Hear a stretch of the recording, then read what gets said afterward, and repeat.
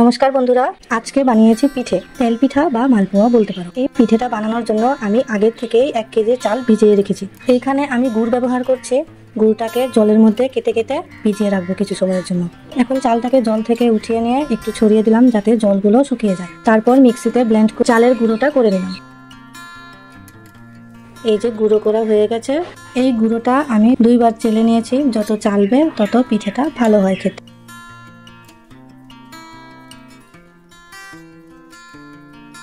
এখন আগে থেকে ভিজিয়ে রাখা গুড়টা ছাঁকনি দিয়ে জল থেকে বার করে ছেঁকে নেব।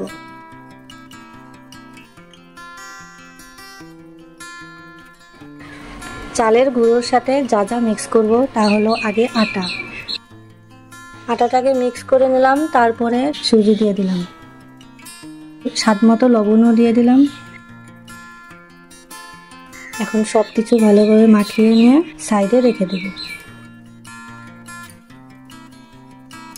এখন গুড়ের জলের সাথে সামান্য খাওয়া সোডা মিক্স করে তারপর গুঁড়ো দিয়ে ভালোভাবে মেখে নেব। মাখতে সময় লক্ষ্য রাখতে লাগবে যেন দানা না থাকে।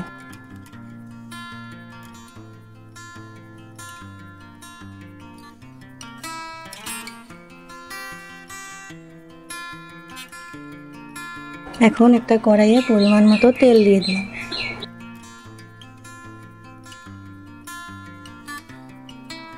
তেলটা গরম হয়ে আসলে পিঠে ভাজার পালা।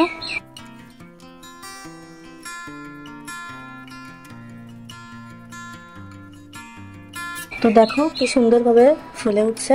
এটাকে ভালোভাবে ধৈর্য ধরে এপাশ ওপাশ করে ভেজে নিব।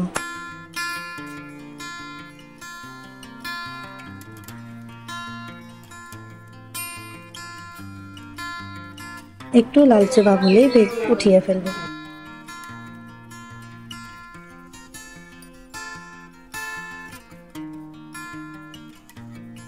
দেখতেও যেমন সুন্দর, খেতেও তেমনই টেস্টি।